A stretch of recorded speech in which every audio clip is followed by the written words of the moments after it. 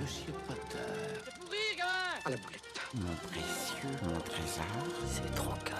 Eh ben, nous aussi, on a bien aimé. C'est à quai. Il est protégé par la force.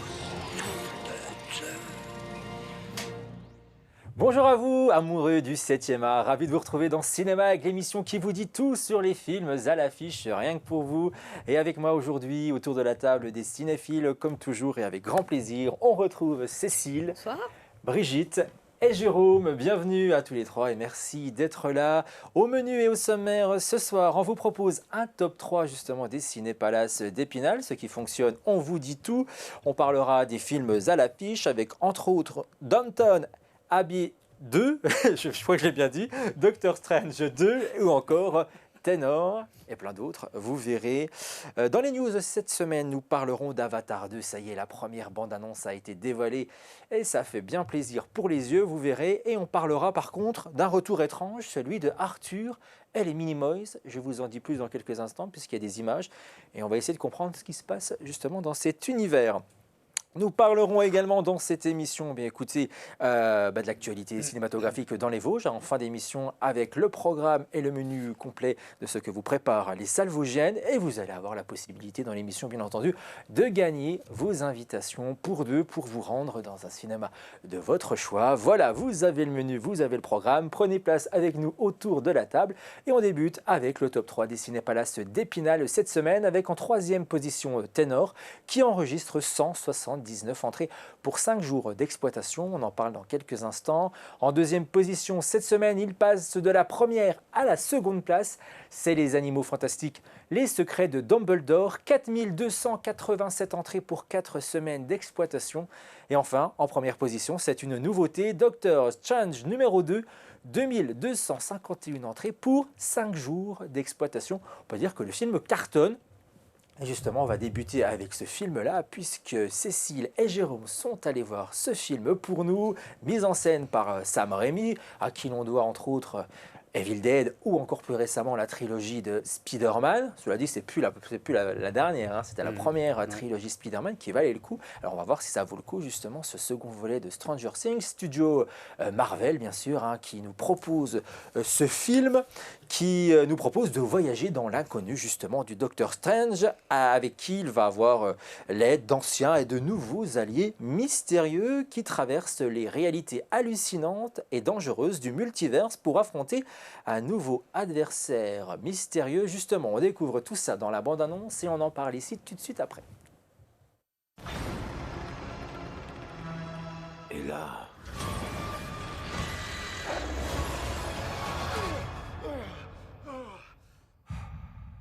le cauchemar commence.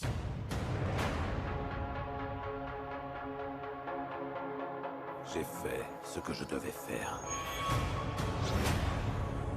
pour protéger notre monde. Vous ne pouvez pas tout contrôler, Strange. Vous avez ouvert le portail qui relie les univers. Et nous ignorons quels êtres ou quelles choses vont le franchir. Wanda, que savez-vous du multivers? Vision avait une théorie. Il pensait que c'était dangereux. Il avait raison.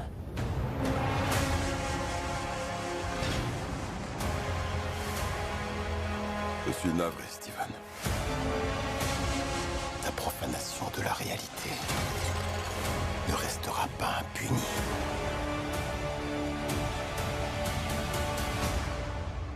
Nous devrions lui dire la vérité.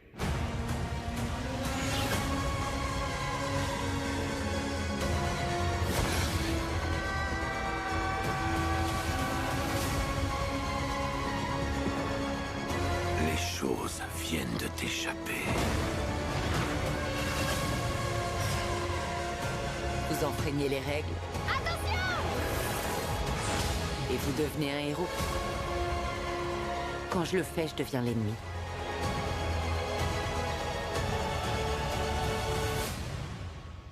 Je trouve pas ça normal.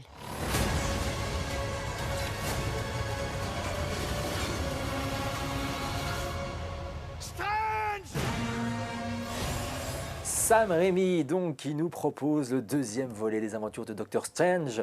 Ils sont allés voir le film, Cécile et Jérôme. On commence par Jérôme, qui lui, forcément, je pense, a adoré ce film. Alors forcément, oui, ça dépend. La science-fiction.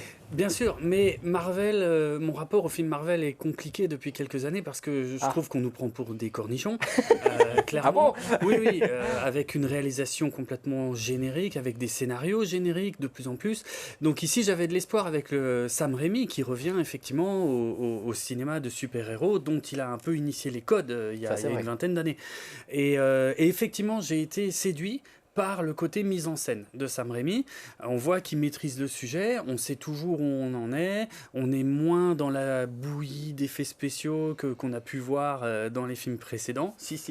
Avec ce qu'on voit dans la bande-annonce, justement, on se dit que ça va être un festival d'effets spéciaux, et justement, c'est ce qui me fait peur, moi. Il n'y en a pas tout le temps. La bande-annonce est un petit peu menteuse là-dessus, je dirais, parce que justement, la bande-annonce nous vend une infinité de possibilités, de scénarios, avec ce Multiverse of Madness, qui est le titre du film. Et là-dessus, par contre, c'est une déception. Parce que ça n'exploite pas correctement le sujet. En guise de multiverse, on en visite finalement très peu. Je ne vais pas détailler, mais vraiment très très peu. Le personnage principal de Doctor Strange n'est pas super développé. Il n'a pas un arc super intéressant. Il se fait un peu voler la vedette par Wanda, la sorcière rouge, qui elle est un personnage qui est présent dans l'univers depuis quelque temps. Mais c'est aussi un peu un défaut, c'est-à-dire si on n'a pas vu sa série à elle, en fait, qui était diffusée sur Disney+, il y a des aspects du film qui risquent de nous échapper. Donc voilà, il y a... C'est important. Donc moi, je suis plutôt satisfait du film parce qu'on est visuellement au-dessus du panier habituel des films Marvel de ces dernières années. Mais en termes de contenu, ils auraient pu creuser, ils auraient pu faire quand même un peu mieux que ça. Voilà. Mais plutôt satisfait quand même. Satisfait, mais je pense que c'est le contraste du côté de chez Cécile. Alors bon, moi je suis pas forcément le public cible, alors que j'aime beaucoup Doctor Strange. Alors moi, c'est un personnage que j'avais découvert lors du premier film. Benedict Cumberbatch est magnifique, vraiment. Bon, là je l'ai entendu en français, alors forcément il était un petit peu moins sexy. Non, moi je trouvais que c'était un déluge d'effets spéciaux, tous plus moches les uns que les autres. La première séquence est d'une laideur. À un moment, ils sont dans un univers parallèle où c'est New York fleuri avec des murs végétalisés et tout. C'est bien, c'est mon monde, quoi. C'est les fleurs. C'est les fleurs. C'est d'une laideur épouvantable. Et puis surtout, alors il y a une méchante qui est prête à détruire tout l'univers. Et pas seulement l'univers, mais tous les univers parallèles. Parce qu'elle a un but, c'est devenir mère de famille. Elle doit pouvoir élever ses deux enfants à la maison, leur faire des gâteaux au chocolat, leur faire des cookies. C'est ça le but. Elle détruit tout pour devenir mère de famille. Moi, je lui donne un conseil. Elle trouve un gars. Elle peut faire des enfants très facilement. Mythique, c'est ça. Voilà. Non, c'est pas le meilleur aspect, on est d'accord. Pour conclure, moi, j'aurais bien un univers parallèle où j'aurais pu faire quelque chose de plus utile plutôt que de m'ennuyer. Pendant 2h30. Pendant 2h10. 2h10. Non, c'est épouvantable. D'accord, il y a deux avis, c'est tranché. Le public est plutôt conquis du côté d'Allociné. 3,9 sur 5, ce qui est une excellente note. Jérôme a donné la note de 3. J'ai pensé plus quand même. Et un petit 1, le bas du panier pour Cécile. Elle est dure. On va voir si elle est aussi dure du côté de Downton Abbey numéro 2. C'est Brigitte et Cécile qui sont allées voir ce film pour nous. Le film vous est proposé en version française et en version originale sous-titrée du côté des Cinépalaces d'Épinal. Film dramatique historique britannique, mis en scène par Simon Curtis, avec le casting original de la série. Avec quelques petits nouveaux, puisqu'on a des Frenchies qui arrivent, avec entre autres Nathalie Baye. L'histoire de film se passe en 1828 et on suit toujours ces aventures, justement, de cette famille britannique. Regardez la bande-annonce et on en parle ici sur le plateau après. Le leur avez-vous dit, Lady Grantham? Non, elle ne nous a rien dit. Veuillez vous asseoir. Me voici en possession d'une villa dans le sud de la France. Quelle villa? Voudriez-vous commencer par le début? Il y a des années, bien avant ta naissance, j'ai rencontré un homme. Ils ont passé quelques jours ensemble et il lui donne une maison? Vous n'avez jamais songé à y renoncer? Ai-je l'air de quelqu'un qui renoncera à une villa dans le sud de la France? Un appel téléphonique pour vous, monsieur. Monsieur Barber est un producteur et un réalisateur. Il veut faire un film à Downton? Un film cinématographique à Downton. Pour avoir des vedettes célèbres? Je pense que c'est une idée affreuse. Des actrices outrageusement fardées et des acteurs outrageusement ivres. C'est vrai qu'il a un certain charme. Second volet du film, donc à découvrir après quelques saisons de la série qui a cartonné partout dans le monde. Attention, ce sont déjà les dernières séances du côté d'Épinal. Le film est sorti il n'y a pas si longtemps, c'est d'ailleurs un peu mauvais signe. Alors est-ce que c'est mauvais signe, ce que tu as passé un mauvais moment, Brigitte, au cinéma?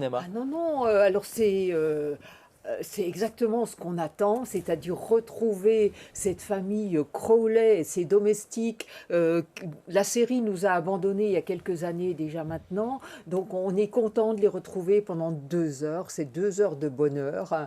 Et alors il y avait déjà eu un premier long, et celui-ci est plus réussi encore que le premier, parce qu'il y a un scénario qui est plus étoffé, il y a un dédoublement des lieux, c'est-à-dire il y a le fameux manoir Crowley en Angleterre, et puis il y a aussi cette escapade en France. C'est là qu'interviennent donc Nathalie Baye et Jonathan Zakaï, les guest stars, si on peut dire, françaises. Et le scénario est amusant, il y a même des choses assez humoristique. On a l'impression que le cinéma parlant a été inventé à Downton Abbey, puisqu'il y a là le tournage d'un film. C'est intéressant. Ça. Voilà. Il y a aussi un petit clin d'œil très drôle, c'est le fait que les domestiques, dans un certain contexte que je ne dévoile pas, vont se retrouver à la table des maîtres, drôle, habillés. Ça. Alors ça c'est très amusant, quoi. Alors bon, petit pincement au cœur tout de même, c'est que là, c'est fini. La série ne devrait pas reprendre et il ne devrait pas y avoir de nouveaux longs métrages. Il se murmurait que peut-être il y en aurait un troisième volet. Oui. D'accord. Moi, j'avais l'impression de les avoir quittés définitivement. Vu comment ça termine, on pourrait se dire pourquoi le cœur gros. Moi, je regretterais longtemps les grandes marmites de Mrs. Patmore qui ont l'air de contenir des choses tellement appétissantes qu'on ne goûtera jamais. Voilà, donc on passe un bon moment, c'est sans surprise, mais c'est réussi. C'est réussi, Cécile, je pense que du démarrage. Oui, moi je connaissais bien la série. Bon, on y entre comme dans des chaussons, quoi. On retrouve nos personnages. Le début, c'est assez intelligent parce qu'on va, à l'occasion d'un mariage, on va avoir des photographies de tous les personnages, donc qui reconstituent tous les couples. Et puis, voilà, il y a cette mise en abîme sur le cinéma parlant. On voit les techniques de tournage. Alors, il y a beaucoup de références à Chantons sous la pluie, avec quasiment des répliques qui sont tirées de Chantons sous la pluie, comme c'est un film que j'ai vu 50 fois. Bon, non, c'est très agréable. Voilà. Pour qui connaît la série, à mon avis, c'est peut-être un petit peu plus compliqué pour ceux qui ne connaissent pas les personnages. J'ai découvert ce film, je ne connaissais pas la série ni l'univers, mais comme vous dites, on arrive à s'intégrer facilement quand même. Alors une seule limite, là il parle d'actrices outrageusement fardées, je ne sais pas ce qu'ils ont fait avec les acteurs. Ils avaient tous l'air d'être passés dans des cabines à UV pendant des jours. C'était très étrange, les hommes étaient maquillés, mais on aurait dit qu'ils étaient nord-africains, quoi. Mais pour des Anglais, c'est quand même un c'est le sud de la France. On voyait le maquillage, quoi. J'ai trouvé ça étrange. Mais bon, à découvrir dans les salles, comme je vous le disais, dernière séance du côté d'Épinal. La note Allociné, 3,9 sur 5, très bonne note, je pense que les fans sont conquis. Vous avez mis la note de 3 pour Cécile et 4 pour Brigitte, bravo. Voilà. Vous y retournez avec grand plaisir justement dans cet univers à découvrir toujours dans les salles, dépêchez-vous. Allez, quelques actualités cinématographiques et on commence avec Arthur et les Minimoys, c'est le retour effectivement. Luc Besson donc fait son retour au cinéma 3 ans après son dernier film Anna, mais cette fois-ci en tant que producteur et scénariste. Le projet vient de nous être dévoilé à travers un premier teaser que nous allons découvrir dans un instant, une première affiche que vous pouvez découvrir également à l'écran qui s'intitule Arthur, la malédiction. Arthur Malédiction. Elle s'inspire directement de la saga Arthur et les Minimoys, dont Besson est le créateur. Mais alors là, il n'est plus du tout question de film d'animation. Ah non, on change totalement d'univers puisqu'on va dans une version horrifique. Et oui, vous avez bien entendu. En plus avec du found footage, vous savez, cette caméra au point, là on suit les adolescents. Voilà, on part à la rencontre donc de la bande-annonce, de la bande-annonce dans un instant, mais à la rencontre d'une bande d'adolescents qui vont se retrouver devant la maison abandonnée justement qui a servi au tournage du film Arthur et les Minimoys. Mais aucun d'entre eux vont se douter qu'il va y avoir quelque chose de machiavélique et mortel qui se prépare. Le film est attendu dans les salles pour le 29 juin. prochain. Le film est mis en scène par Barthélemy Grossman, qui avait déjà participé à quelques épisodes de la série No Limit. Et le film est produit par Luc Besson. Sa fille, Tayla, fait partie du casting. Regardez les images, attention, ça peut faire peur.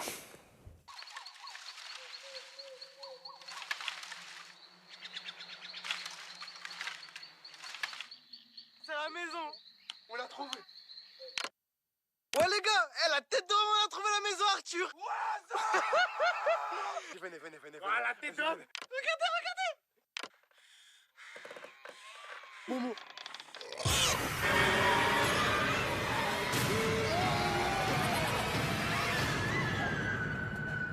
Arthur et les Minimoys, vous oubliez maintenant, c'est la version horrifique qui arrive. Alors à mon avis, on doit se dire que Besson a dit que les enfants qui ont découvert Arthur et les Minimoys sont bien grandis et que maintenant ils n'ont plus forcément envie de découvrir l'univers de l'animation, ils préfèrent les voir se faire massacrer dans la maison.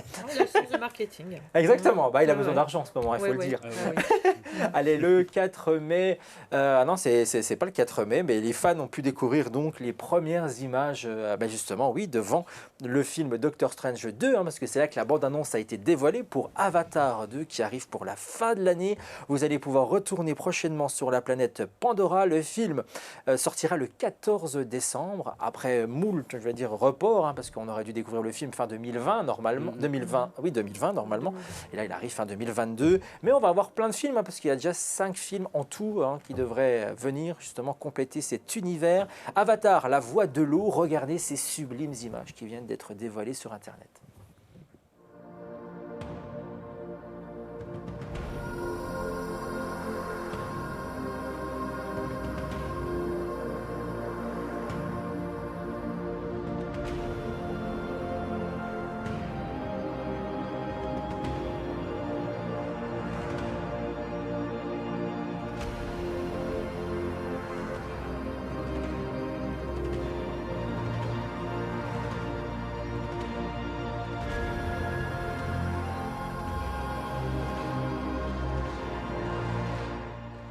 Qui sort donc à la fin de l'année. Allez, il est temps de jouer. C'est pour vous l'occasion de remporter une invitation pour 2 pour aller dans les cinémas vosgiens de votre choix. Et pour jouer, c'est facile. Il va falloir deviner quel film se cache derrière une bande-annonce cryptée. Pour jouer, c'est simple. Direction notre page Facebook, celle de la chaîne Vosges TV. Vous nous écrivez bien message privé, vos coordonnées et le titre du film que vous pensez démasquer à travers cette bande-annonce. Regardez.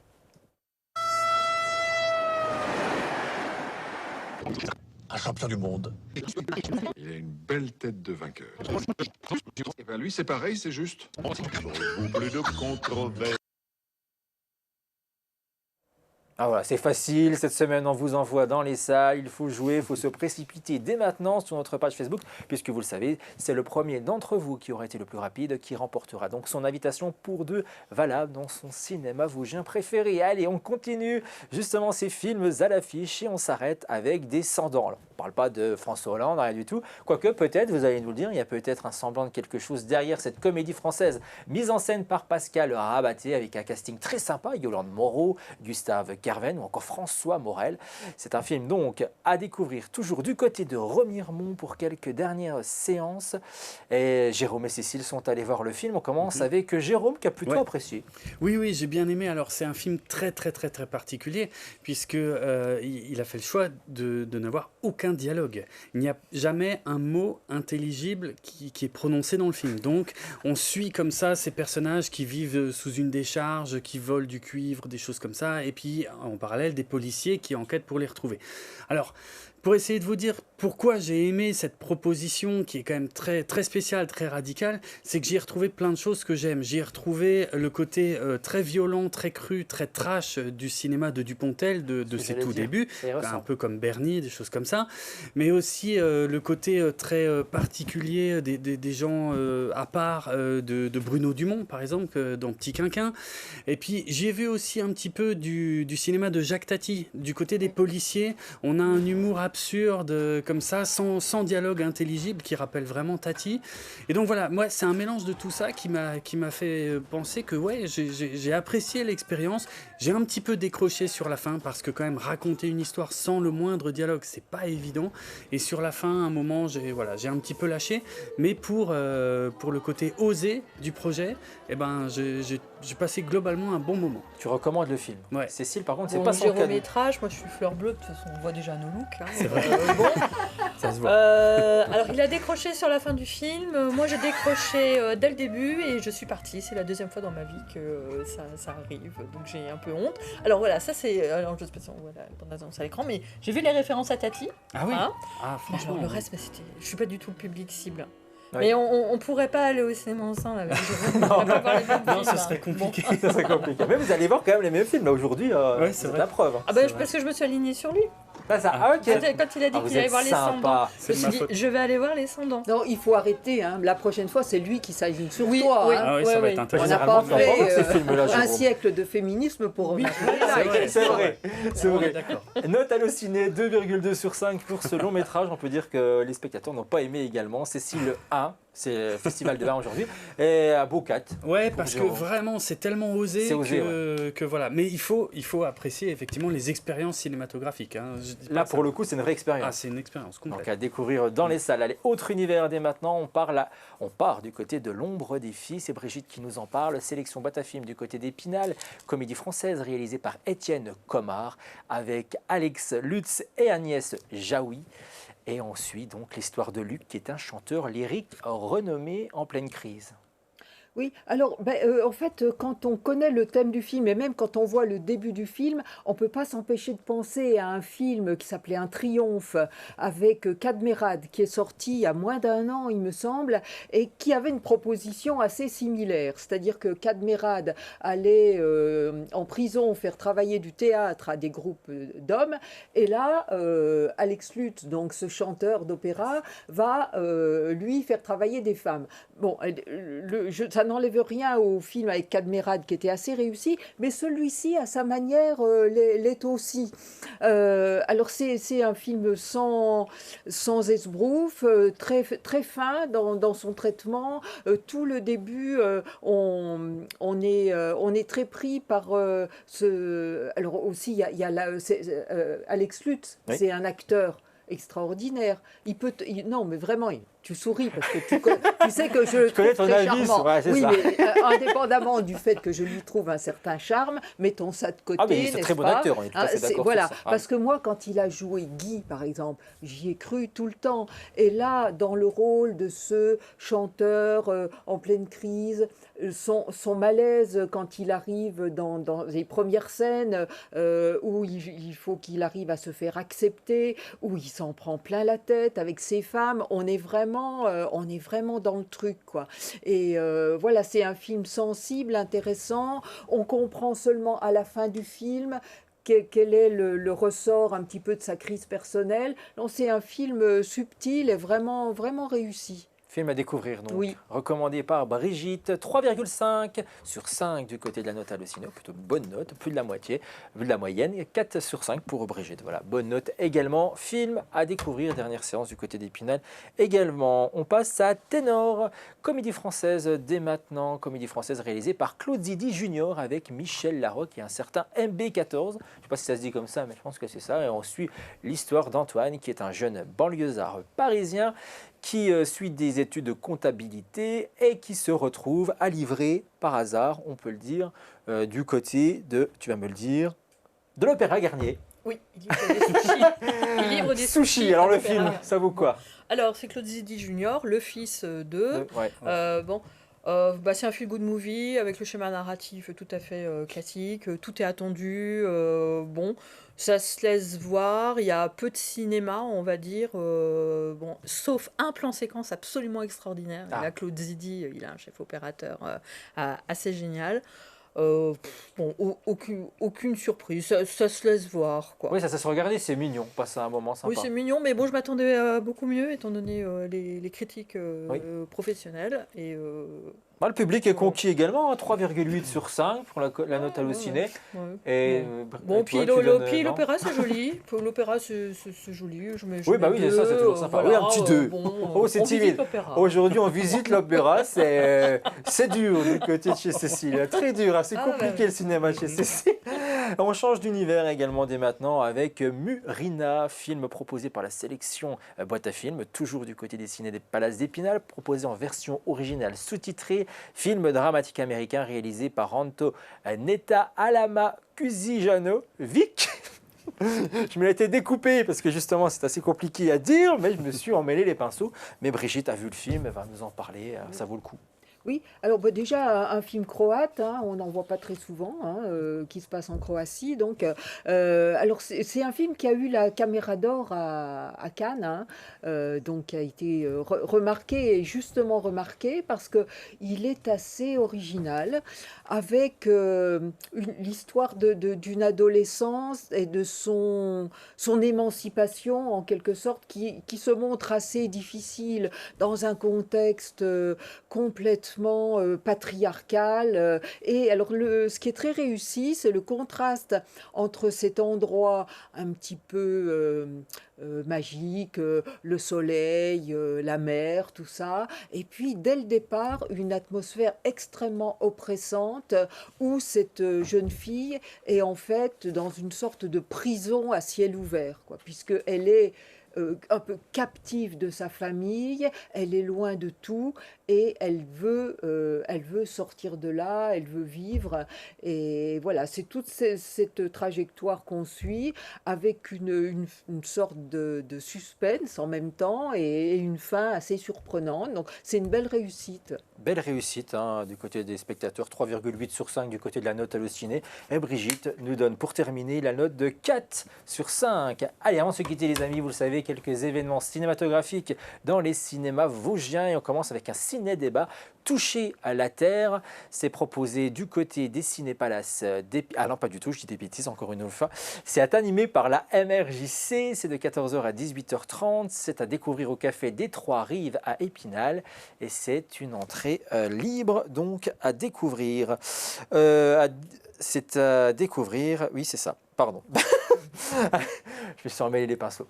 La semaine prochaine, vous allez pouvoir vivre la retransmission de la cérémonie d'ouverture du Festival de Cannes avec la projection à 20h du film Coupé, réalisé par Michel Hazanavicius, le mercredi 17 mai à 19h15 au Cinépalace d'Épinal. Le cinéma majestique Le France, le volontaire de Remiremont, vous propose un ciné-rencontre autour du film L'Enfant avec Grégory Godebois au casting. Rencontre donc avec les réalisateurs du film qui seront présents pour cette séance et un pot sera offert à l'issue de la projection par le cinéma, par l'association Ciné Arcade. Alors les réalisateurs sont ravis de venir et ils ont hâte d'échanger avec le public et en plus on vous offre un pot.